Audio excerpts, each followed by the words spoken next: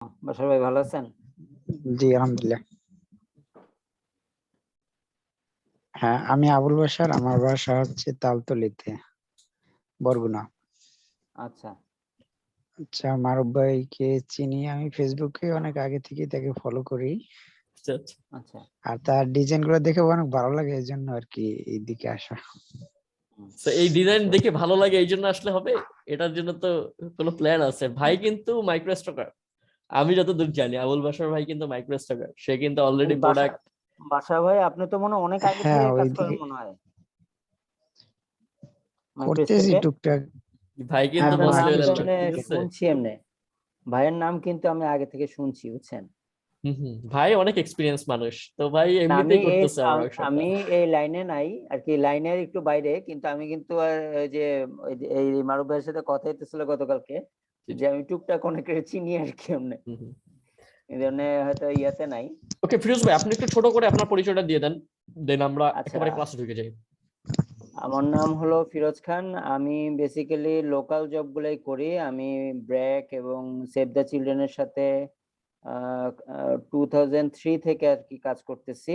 এখন বর্তমানে আছি 2017 থেকে একটা অ্যাড এজেন্সি আছি, পেপাররাইম অ্যাডভার্টাইজিং লিমিটেড, যাদের কাজ হলো আপনার ব্যাংক রিলেটেড আর কি, বিভিন্ন আপনার এই social media design, paper ad design এগুলো করে আর কি। এই বুঝতে পারছি। So thank you Firoz graphic ভাই। ডিজাইনার বলতে পারেন এই আর কি। সিনিয়র গ্রাফিক ডিজাইনার, হ্যাঁ। এটা তো অনেক অনেক আমি ধন্যবাদ। পুরা আসলে কি দেখেন, এইখানে কিন্তু আহ মোটামুটি বাসার ভাই অনেক ভালো এক্সপিরিয়েন্স, এবং আপনার তো এক্সপিরিয়েন্স অনেক বেশি। এবং কিন্তু দেখেন এইখানে আমাদের প্রবলেমটা কোথায়, বাসার ভাই আসলে সে অনলাইন মার্কেট প্লেসে কতটুকু সাকসেসফুল এটা আমি জানি না, বাট আমি জানি সে মাইক্রোস্টকে বা মাইক্রোস্টক যে সাইট গুলো আছে এগুলোতে সে প্রোডাক্ট দেয়। কিন্তু আমি তার আসলে এক্স্যাক্টলি ওই লেভেলের কাজ বা ওইগুলো এখনো দেখি নাই। ভাই মনে হয় খুব কম মানে কাজগুলো সোশ্যাল মিডিয়াতে ছাড়ে বা এই টাইপের। যাই হোক, আমার আসলে মেইন প্ল্যান কি এবং আপনাদের দুজনকে নিয়ে আমার মেইন আসলে এখন উদ্দেশ্যটা কি, সেটা হলো আপনাদেরকে আজকে যে ওয়ার্কশপটা করবেন সেই ওয়ার্কশপটার নাম হলো গেমিং লোগো ডিজাইন। ঠিক আছে, workshop for gaming logo design. So specific ভাবে কিন্তু গেমিং লোগো ডিজাইনের উপরে আপনাদেরকে বেশি ফোকাস দেওয়া হবে এখানে, কিন্তু অন্যান্য জিনিস নিয়ে কিন্তু আলোচনা করা হবে। কিন্তু আমরা শিখবো এখানে গেমিং লোগো বা স্পোর্টস লোগো যেটা। তো স্পোর্টস লোগো কিন্তু দুই ধরনের। একটা হলো আপনার নর্মালি আমরা যে লিগ গুলা খেলি, ক্রিকেট, ব্যাডমিন্টন, মানে লোকালি খেলি বা ইন্টারন্যাশনালি খেলি, কিন্তু যখন ই কমার্স, সরি, ই স্পোর্টস মানে স্পোর্টস। ইলেকট্রনিক স্পোর্টস যেটা আর কি। So, আমাদের কি মোটামুটি ইলেকট্রনিক স্পোর্টস সম্পর্কে ধারণা আছে?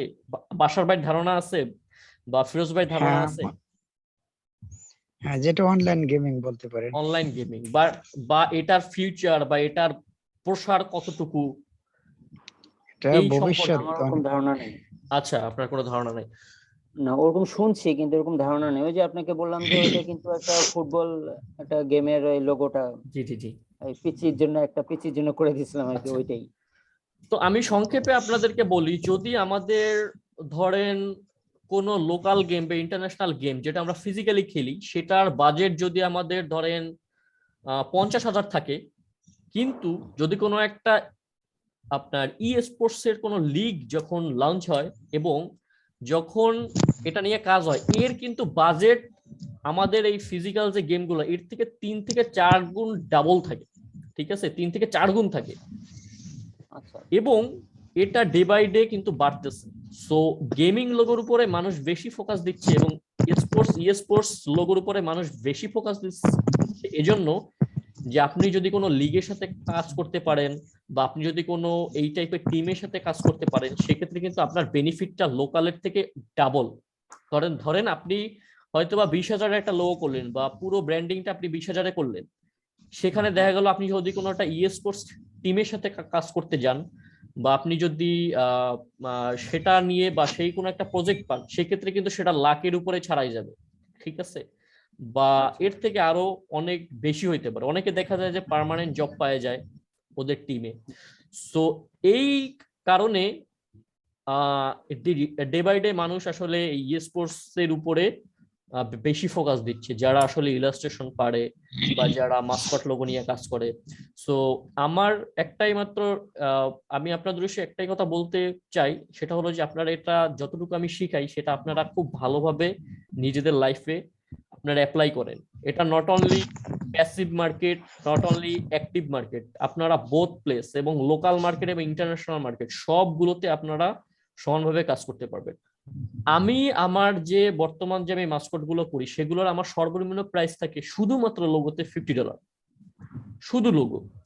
এক্ষেত্রে কিন্তু আমার টুইস্ট স্ক্রিন থাকে, টুইস্ট ওভারলে থাকে, ইমোটস থাকে, ব্যানার থাকে, প্যানেল থাকে, এগুলা একটু ডিফারেন্ট। সো আমরা এত ডিটেলসে না গিয়ে আমরা শুধুমাত্র লোগোর ভিতরেই থাকি, ঠিক আছে? আমার কথা তো শোনা যাচ্ছে ভালোভাবে? জি হ্যাঁ হ্যাঁ ওকে, সো আজকে আমরা শিখবো কিভাবে কাস্টম এলিমেন্টস বানাইতে হয়, ঠিক আছে? আপনি যখন কোনো গেমিং লোগো বা যখন কোনো স্পোর্টস লোগো বা যখন কোনো স্পোর্টস লোগো নিয়ে আপনি কাজ করতে যাবেন, তখন কিন্তু আপনার বিভিন্ন ধরনের শেপ, বিভিন্ন ধরনের এলিমেন্টস, এগুলো কিন্তু আপনার প্রয়োজন হবে। তো সেগুলো আপনি কোত্থেকে নিয়ে আসবেন? আপনি ফ্রিপিক থেকে নিয়ে আসবেন, শাটারস্টক থেকে নিয়ে আসবেন, বা আপনি কারো কাছ থেকে কপি করবেন, আপনি কি করবেন? তো সেক্ষেত্রে তো আপনি যেহেতু একজন আর্টিস্ট না, এখানে ফিরোজ ভাইও ওই মানে বাইবর্ন বা আপনি প্রাতিষ্ঠানিকভাবে আর্টিস্ট না, বা ফিরোজ ভাইও প্রাতিষ্ঠানিকভাবে আর্ট যারা করে বা যারা আর্ট করতে পারে ওই আর্টিস্ট না, ঠিক আছে? আমার কথা বুঝতে পারছেন? জি বুঝতে হ্যাঁ পারছি। ধরেন একটা মানুষ ধরেন একটা মানুষ একটা প্রাণী সে ড্র করে ফেললো উইদিন 5 মিনিট, আপনি পারবেন? বাশার ভাই পারবেন? ফিরোজ ভাই পারবেন? আমি পারবো না। তো জি বুঝতে পারছি। সেক্ষেত্রে কি করতে হবে? সেক্ষেত্রে কি আমরা লোগো করব না, বা আমরা কি এই ধরনের কাজ করব না? অবশ্যই করব। সেক্ষেত্রে আমাদের কি করতে হবে? আমাদের বিভিন্ন ধরনের ট্রিক্স অ্যাপ্লাই করতে হবে, যে ট্রিক্স গুলা আমরা আজকে শিখবো। তো আজকে আমাদের ক্লাস মূলত 3টা, আমাদের ক্লাস হবে 4টা। আমাদের ক্লাস আজকে কাস্টম এলিমেন্টস এর উপরে, দেন আমাদের গেমিং লোগোর উপরে, আরেকটা কিছুর উপরে ক্লাস। আসর ভাই আরেকটা কিছুর উপরে ক্লাস। আরেকটা তো আপনারা বলেন নাই। আপনারা আমার ওয়ার্কশপ ফলোই করেন নাই, ঠিক আছে? আচ্ছা আমি বলি, ফার্স্টে আজকে আমাদের কাস্টম এলিমেন্টস এর উপরে আমরা কাজ করব, দেন আমরা 2টা টাইপোগ্রাফি গেমিং লোগো বানাবো, মানে টেক্সট অ্যাপ্লাই করে। দেখবেন যে মানে ভুরি ভুরি উদাহরণ আছে এরকমের, যে মানে টেক্সট দিয়ে লোগো, মানে শুধু টেক্স। শুধু টাইপোগ্রাফি দিয়া একটা হেভি লোগো হয়ে গেছে, একটা গেমিং লোগো হয়ে গেছে, বা একটা আপনার স্পোর্টস লোগো হয়ে গেছে। সেটা হবে আমরা 2টা টাইপোগ্রাফির উপরে লোগো শিখব, এবং দেন 2টা আমরা মাস্কট টাইপের গেমিং লোগো শিখবো, যেখানে বল থাকতে পারে বা বিভিন্ন ধরনের প্রাণী থাকতে পারে, এনিথিং, ঠিক আছে? সো আজকে আমরা কাস্টম এলিমেন্টস বানাবো, দেন কালকে বা নেক্সট ক্লাসে হয়তোবা যদি আপনারা ফিল করেন যে না ভাই কালকে নিলে একটু বেশি তাড়াহুড়া হয়ে যাচ্ছে, আমাদের একদিন সময় দেন, আমরা একটু প্র্যাকটিস করি, সেক্ষেত্রে নেক্সট ক্লাসটা লেটে হইতে পারে, ওই রকম করে আগাইতে পারে। সো ওটা কোনো প্রবলেম না। সো ওই 2টা ক্লাস যখন শেষ হয়ে যাবে, আপনাদের কিছু প্রজেক্ট দিব, ওই প্রজেক্টটা যখন ডান হয়ে যাবে নেক্সট একটা ক্লাস হবে, ওই প্রজেক্টগুলো আমি চেক করব এবং আমি আমার অপিনিয়নটা বলবো, এবং দেন ওদিন আমাদের লাস্ট ক্লাস হবে, ঠিক আছে? জি বুঝতে পারছি। ওকে, সো আপনাদের এখন কি প্ল্যান? আপনারা এই লোগো ঠিক কোথায় কোথায় কাজ করবেন এবং কি কি করবেন? প্যাসিভ মার্কেটে কাজ করবেন, অ্যাক্টিভ মার্কেটে কাজ করবেন। সো প্যাসিভ মার্কেট গুলো কি এবং অ্যাক্টিভ মার্কেট গুলো কি? অ্যাক্টিভ মার্কেট গুলো হলো যে আপনার ফাইবার, আপওয়ার্ক, freelancer.com, মানে যেখান থেকে আপনি ডিরেক্ট ক্লায়েন্টের সাথে কমিউনিকেশন করে কাজ করেন। ক্লায়েন্ট আপনাকে নক দিল যে ফিরোজ ভাই আমাকে একটা মাস্কট লোগো করে দেন এটার উপরে, এটা হলো অ্যাক্টিভ মার্কেট। আর যদি প্যাসিভ মার্কেট হয় সেটা হবে আপনার বিভিন্ন ধরনের, যেখানে আপনি আপলোড দিয়ে রাখবেন আপনার বা আপনার ক্লায়েন্টের প্রয়োজনীয় লোগো বা প্রয়োজনীয় এলিমেন্টস আপনি আপলোড দিয়ে রাখবেন, দেন যার যা প্রয়োজন হবে সেখান থেকে ডাউনলোড করে নেবে, বিনিময়ে আপনি একটা পার্সেন্টেজ পাবেন। এটা হলো প্যাসিভ মার্কেট প্লেস। সেটা হতে পারে ফ্রিপিক, শাটারস্টক, অ্যাডোবি স্টক, বা হতে পারে ক্রিয়েটিভ ফ্যাব্রিকা, এনিথিং। তো আপনাদের কিন্তু বোথ প্লেসেই কাজ করার একটা সুবিধা আছে, যে মারুফ ভাই শিখাই দিলো, আরে এটা তো প্যাসিভ মার্কেটে কাজ করতেছে না, বা এটা তো অ্যাক্টিভ মার্কেটে কাজ করতেছে না। তো মারুফ ভাই এরকম কোনো কিছুই শিখায় না। মারুফ ভাই নিজে যা শেখে অন্যকেও কিন্তু তাই শেখায়। Okay fine. তো আমরা আজকে আর কোনো আপনাদের কোনো কোশ্চেন আছে কিনা, তাহলে আমরা একেবারে কাজে চলে যাব। যদি কোনো কোশ্চেন না থাকে, যদি কোনো কোশ্চেন থাকে সেটা আমাকে বলতে পারেন, তাহলে আমি অ্যান্সার দিয়ে দেবো। মানে এই যে গেমিং লোগো গুলা, এগুলো সাধারণত কয় ধরনের হয়, যে আপনার টাইপোগ্রাফি আর এই মানে গেমিং এলিমেন্ট লোগো, দিয়ে এই ধরনের? গেমিং লোগো ইনফিনিটি টাইপের হয়, ঠিক আচ্ছা আছে? আচ্ছা, আপনি স্পেসিফিক ভাবে এটা কোনো কোনো ক্যাটাগরি হ্যাঁ মানে ক্যাটাগরাইজ করতে পারবেন না। আপনি এইটা আচ্ছা ভাবতে পারেন যে আপনার টাইপোগ্রাফি হ্যাঁ আর একটা মাসকট, ঠিক আছে? এই আচ্ছা, দুটাকে আপনি প্রধান ভাগে ভাগ করতে পারেন। যে মানে কোনোটা যদি মূলত এই প্রাণী দুইটা রিলেটেড থাকে, কোনো হ্যাঁ প্রাণীর অবয়ব যদি থাকে, সেটাকে আপনি কিন্তু মাসকটে ফেলাই দিতে পারেন। আর একটা যেটা কোনো ধরনের এলিমেন্ট মানে কোনো ধরনের প্রাণীর ছবি নাই, বা কোনো ধরনের হিউম্যান বডি বা কোনো ধরনের কোনো কিছুই নাই, সেখানে শুধুমাত্র টাইপের ইউজ হয়েছে, সেটাকে আপনি টাইপোগ্রাফি ক্যাটাগরিতে ফেলাই দিতে পারেন। সেটা আচ্ছা হতে পারে বুঝতে ই পারছি। স্পোর্টস লোগো, সেটা হতে পারে নর্মাল আপনার স্পোর্টস লোগো, যেগুলো নর্মাল যে আমরা লিগ খেলি সেগুলো হতে পারে, বা যে কোনো জায়গায় হতে পারে। তো আপনার মেইন উদ্দেশ্য হলো জিনিসটা টোটাল ওভারঅল জিনিসটা শেখা। সেক্ষেত্রে আপনার ক্লায়েন্ট কোনো ব্রিফ দিলে আপনি বুঝতে পারবেন যে ক্লায়েন্ট আমাকে আসলে কিসের ব্রিফ দিল, এটাকে মাস্কট লগের ব্রিফ দিল, এটা টাইপোগ্রাফি ছিল। আপনি অবভিয়াসলি তাকে জিজ্ঞাসা করবেন, ঠিক আছে? বুঝতে পারছি। সো ক্লায়েন্ট, আপনারা কিভাবে এই সমস্ত জিনিস নিয়ে ক্লায়েন্ট হ্যান্ডেল করবেন, ওকে, জি ক্লায়েন্ট হ্যান্ডেলটা শিখিয়ে দিচ্ছি আপনাদেরকে। কারণ যারা মাস্কট লোগো বা যারা গেমিং লোগো নিয়ে কাজ করে, তারা কিন্তু এই আপনার ক্লায়েন্ট হ্যান্ডেলে এসে মানে প্রবলেমে পড়ে যায়। সেক্ষেত্রে তারা কি কি নিবে ক্লায়েন্টের কাছ থেকে, সেক্ষেত্রে কিন্তু তারা দ্বিধাদ্বন্দ্বে পড়বে। ফার্স্ট অফ অল আপনি একটা শর্ট ব্রিফ নেবেন। আপনি ক্লায়েন্টকে বলবেন যে আমাকে শর্ট একটা ব্রিফ দাও, যেটাতে ওভারঅল তোমার কি চাও সেটা আমার এখানে মানে তোমার এখানে লেখা থাকে। এটা হলো একটা। আচ্ছা দেন লোগোর নাম, ঠিক আছে, লোগো নেম, ঠিক আছে। আর একটা থাকবে থিম কালার। ও হয়তো বা দিতে পারে গ্রে, ব্ল্যাক, রেড, এই টাইপের অনেকগুলো কালার দিতে পারে। ওভারঅল মিলেই আপনি একটা থিম কালার বানাই দিবেন। বুঝতে পারছি। থিম কালার, এটা গেল থিম কালার। দেন আপনি তাকে বলবেন যে তুমি যে টাইপের কাজ চাচ্ছ এর সিমিলার কোনো স্যাম্পল আমাকে দিতে পারো কিনা, তাইলে আমার কনসেপ্টটা বুঝতে সুবিধা হবে। আচ্ছা বুঝতে পারছি।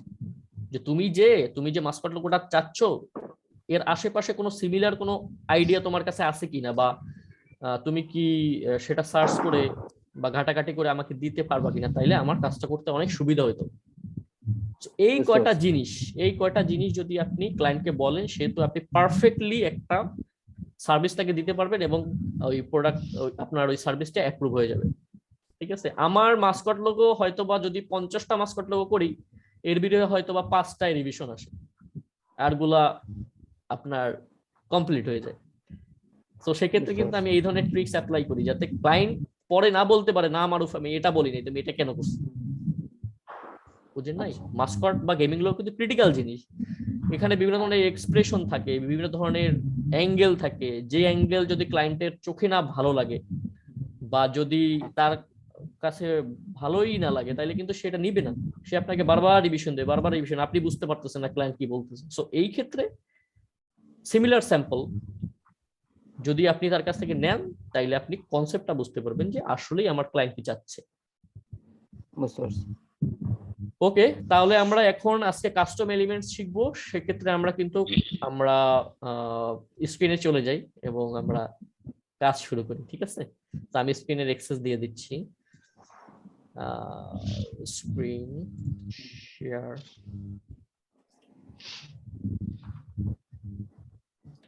আচ্ছা, আমার স্ক্রিন দেখতে পাচ্ছেন? হ্যাঁ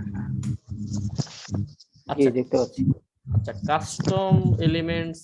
আচ্ছা, আবুল বাশার ভাই হ্যাঁ ভাই, শুনতে পাচ্ছেন? হ্যাঁ শুনতে পাচ্ছি। ওকে, ঠিক আছে।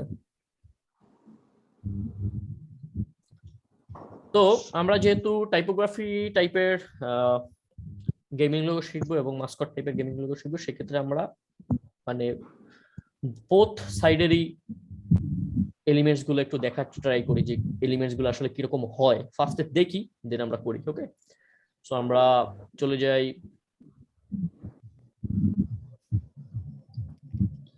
বটমে থাকো। So typo gaming logo design লিখে আমরা সার্চ দিই, দেখি কি আসে। ঠিক আছে, এই দেখেন আমার একটা লোগো, এই যে এটা কিন্তু আমার করা, এটা চলে আসে ফার্স্টে একেবারে। আচ্ছা, ঠিক ভালো। আছে, সো দেখেন এখানে কিন্তু এই দেখেন এখানে কিন্তু সব কিন্তু একেবারে টাইপোগ্রাফি রিলেটেড। এখানে কিন্তু কোনো ধরনের আপনার কোনো ফিগার নাই, এই একটা স্যাম্পল আছে। দেন এই যে মিনক্রাফট, এটা তো আপনারা চিনেন সবাই, এটা একটা গেমের লোগো। জি জি দেন আমরা যদি এই লোগোটা দেখি, দেখেন এই যে এই টাইপের কাজ মনে হয় আপনারা নিজেরাও পারবেন। ঠিক আছে, এই টাইপের কাজ খুব সহজ। জি তারপরে Simple. আমরা জি বাসা ভাই, হ্যাঁ হ্যাঁ, ঠিক আছে। আচ্ছা এই যে এই একটা লোগো আছে, ঠিক আছে, যে অ্যাকশন গেমস। ওকে, অ্যাকশন গেমস, এটাও কিন্তু টোটালি ফন্ট ইউজ করে লোগোটা বানানো হয়েছে। ফন্টের বিভিন্ন ধরনের মানে ফন্টের বিভিন্ন ধরনের এফেক্ট বা ফন্টকে কাস্টমাইজ করে এই ধরনের লোগো কিন্তু বানানো যায়। সো আমরা আরো কিছু স্যাম্পল দেখি। এই যে দেখেন, ঠিক আছে, এই যে টিকি টুম্বেল, ঠিক আছে। এরপরে আমরা দেখি এই যে মার্ভা ম্যাগিসা। তো দেখেন কত সুন্দর সুন্দর কিন্তু আপনার টাইপোগ্রাফি রিলেটেড গেমিং লোগো আছে, এই যে দেখেন। ঠিক আছে, আপনারা কি এগুলা ক্রিয়েট করতে পারবেন কি মনে হয়? শিখাইলে তো অবশ্যই পারবো। আচ্ছা আচ্ছা, শিখাইলে অবশ্যই পারবো পারবেন। মনে হচ্ছে। ঠিক, এগুলা কোনো ম্যাটার না। না আমি একটা পারবো। জিনিস বলি, আমি একটা জিনিস একটু শিওর হইনি, আপনারা যদি শুধুমাত্র এইটা নিয়ে হুবহু কি এইটা বানানো আপনাদের কাছ থেকে কি সম্ভব? যদি আমি বলি যে বাশার ভাই আপনি হুবহু এটা করবেন, তাইলে কি এই সেম এফেক্ট সেম মানে সবকিছু কি আপনারা বানানো সম্ভব? মানে আপনাদের কি গ্রেডিয়েন্ট বা কালার বা শ্যাডো এগুলো সম্পর্কে আমার আমার মনে হয় যে আপনাদের বিস্তর আইডিয়া আছে। হ্যাঁ, কালার শ্যাডো এগুলো মোটামুটি পারি। আচ্ছা, মানে এই লোগোটা দেখে কি মনে হচ্ছে যে আপনি এই টাইপের একটা লোগো যদি আমি শিখাই, এরপর আপনি এই টাইপের একটা লোগো বানাইতে পারবেন? অবশ্যই পারবো। ওকে, হ্যাঁ, ঠিক পারবো। আছে, আমরা আরো কিছু দেখি। আমরা এই যে দেখেন, ঠিক আছে, এইখানে কিন্তু এই যে এলিমেন্টস গুলা, এই যে দেখেন একটা কোদাল আছে, একটা শাবল আছে, ঠিক আছে, এবং এইগুলা ইউজ করে কিন্তু এইটাকে কিন্তু একটা পাথর মানে স্টোনের ফ্লেভার দেওয়া হয়েছে। ঠিক আছে, এবং পিছনে একটা আপনার পাহাড়ের হয়তো বা কোনো একটা অংশ এখানে দেওয়া হয়েছে, বা ওইরকম একটা এফেক্ট নিয়ে আসা হয়েছে এখানে। দেন আমরা আরো কিছু লোগো দেখি। আমরা যেহেতু টাইপোগ্রাফি, আমাদের ফার্স্ট কনসেপ্ট হলো টাইপোগ্রাফি, দেন হলো আমাদের মাস্কর। সো আমরা টাইপোগ্রাফি নিয়ে বেশ কয়েকটা স্যাম্পল আমরা দেখার চেষ্টা করি, তাহলে অ্যাকচুয়াল আইডিয়াটা আসবে। আমরা এখানে আরো একটা লোগো আছে, দেখেন এইখানের থিমটা কি দেখেন, এটা কিন্তু ওভারঅল একটা মানে একটা আপনার ন্যাচারাল কিন্তু ফ্লেভার নিয়ে আসছে। এখানে কিন্তু একটা উডেন ফ্লেভার দিছে ওরা, ঠিক আছে, এখানে একটা উডেন ফ্লেভার দেওয়া হয়েছে, এখানে স্টোনের ফ্লেভার দেওয়া হয়েছে, এখানে কিন্তু একটা গাছ বানানো হয়েছে। এটা মূলত আমার মনে হয় যে গাছটা হয়তো বা ব্লেন্ডারে করা, আমি বলতে পারতেছি না, হয়তো বা এটা ব্লেন্ডারে করা গাছটা। আর এগুলো আপনার চাইলে আপনি ইলাস্ট্রেটর করতে পারবেন, আমার মনে হচ্ছে ওভারঅল লোগোটাই ব্লেন্ডারে করা 3D আর কি, কিন্তু আপনি চাইলে একটু ট্রাই করলে আপনি ইলাস্ট্রেটরও করতে পারবেন। তো আমরা আরো কিছু স্যাম্পল দেখি। আচ্ছা, এগুলো তো দেখলাম অনেক হেভি ওয়ার্ক, আমরা একটু সিম্পল ওয়ার্কের দিকে যাচ্ছি। এই যে এগুলো দেখেন, এগুলা এই যে টাইপোগ্রাফি এফেক্ট গুলো, এগুলো কিন্তু ফ্রি পিকে প্রচুর চলে, যেটা বাসার ভাই খুব ভালো বলতে পারবে, যে ফ্রি পিকে কিন্তু এই ধরনের এফেক্ট খুবই চলে এবং অনেকে হ্যাঁ, এগুলা ঠিক ডাউনলোড করে। চলে পরিবেকে। দেন আমরা আরো কিছু স্যাম্পল দেখি।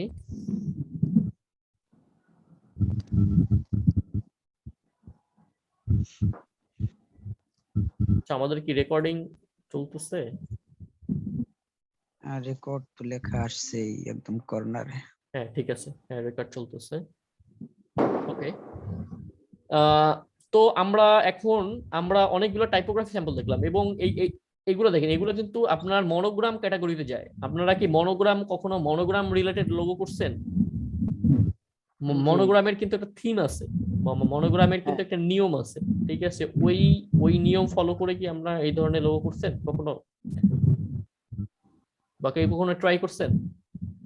মানে নিয়ম ফলো করা ইয়ে নাই, ওই যে বললাম না ব্যাংকের যে বিভিন্ন লোকগুলো হয় যে এরকম ধরনের একটা করে দেওয়া, কিন্তু কোনো নিয়ম জানি না। আচ্ছা আচ্ছা, মানে এই ওকে ধরনের ফাইন, যে করে দিতে হয় এই করে দেওয়া হয় এরকম। ঠিক আছে, নো প্রবলেম। সো সাধারণত আমরা বাংলা ইয়েগুলো। হুম, জি জি জি, ওকে। তো আমরা এখন কিছু চলে যাই মাস্কট গেমিং লোগোর উপরে, ঠিক আছে? তো সেখানে কিন্তু আমরা যদি মাস্কট গেমিং লোগো লিয়া সার্চ দিই,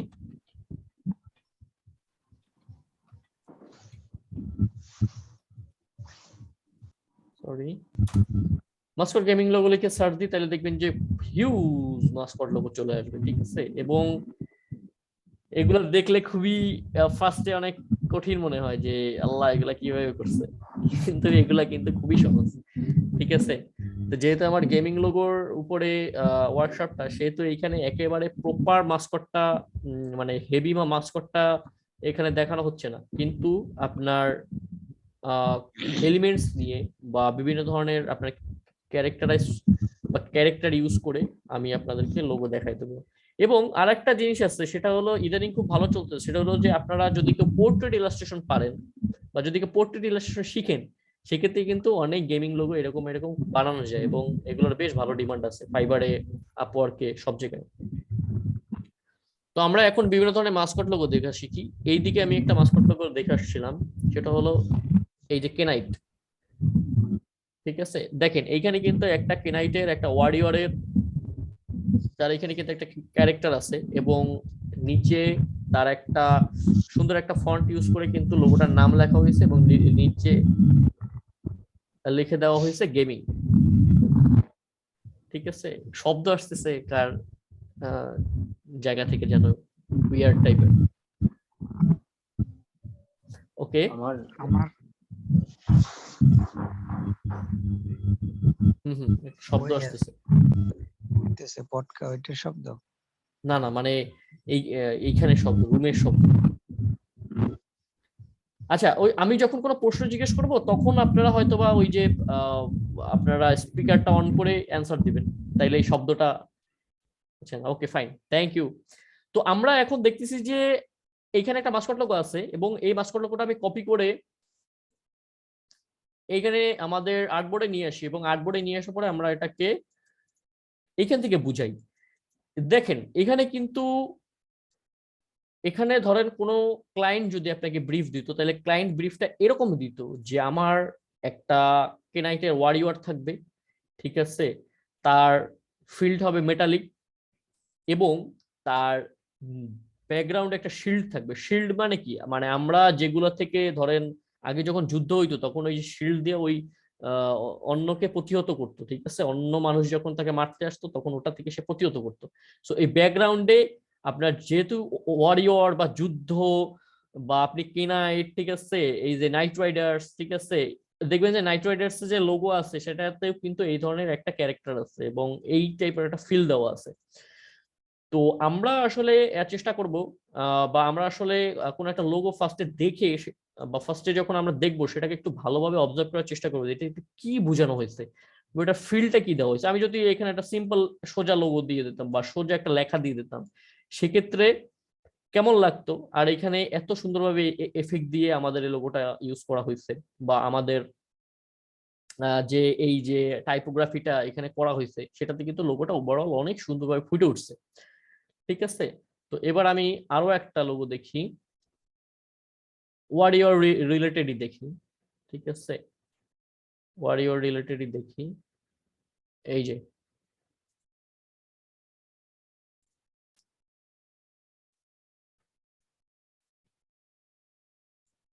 ওয়ারিয়র রিলেটেড। এইখানে দেখেন, এখানে কিন্তু ক্লায়েন্ট হয়তো ব্রিফ দিছে যে তার যে তার যে অস্ত্রটা থাকবে সেই অস্ত্রটার উপরে সে এরকম ভাবে এক্সপ্রেশন দিয়ে থাকবে এবং তার নিচে তার লেখাটা হবে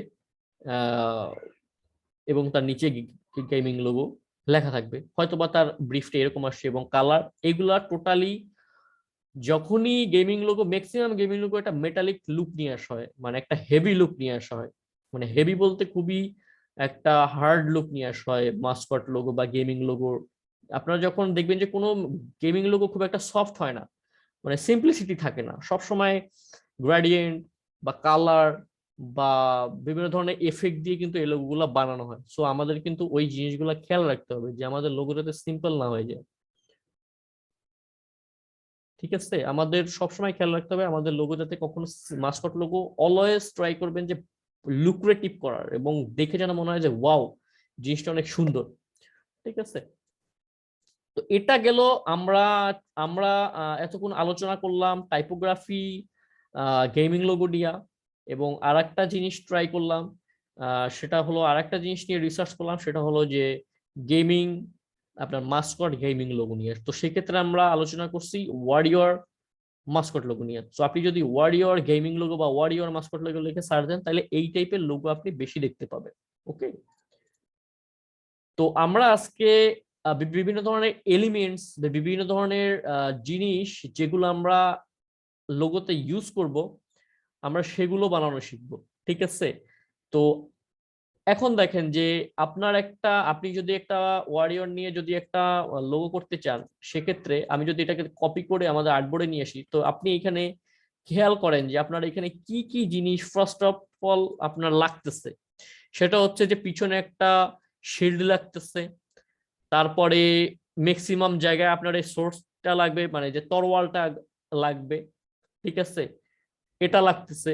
ওভারঅল এই দুইটা জিনিস কিন্তু, এই দেখেন এই দুইটা জিনিস কিন্তু দুইটা বা এই তিনটা লোগোতে আমাদের মনে হয়, এই লোগোতে আমাদের অস্ত্রটা নাই, বাট আমাদের এই দুইটা লোগোতে কিন্তু কমন এই অস্ত্র এবং এই ব্যাকগ্রাউন্ডে আপনার এই শিল্ড কিন্তু আছে। এই দেখেন এখানেও শিল্ড আছে, এখানেও শিল্ড আছে, এখানে একটা শিল্ড আছে যেটা বাইরে থেকে বাইর করা না। সো আমরা এখন শিখবো কিভাবে কাস্টম আপনার তরোয়াল আমরা বানাইতে পারি এবং কাস্টম কিভাবে আমরা এই যে শিল্ড গুলা বানাইতে পারি। ঠিক আছে, তো আমরা এখন তাইলে গুগলে সার্চ করব যে আপনার এই যে সোর্স গুলো আছে সেগুলো কিভাবে ভেক্টরাইজ করা আছে এবং সেখান থেকে ইন্সপিরেশন নিয়ে আমরা কিভাবে আমাদের নিজেদের মতো করে কাস্টম ক্রিয়েট করতে পারি। ওকে,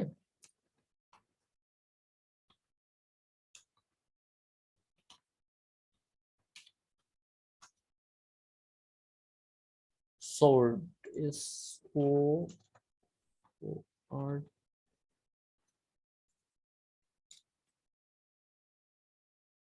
sword বানান কি?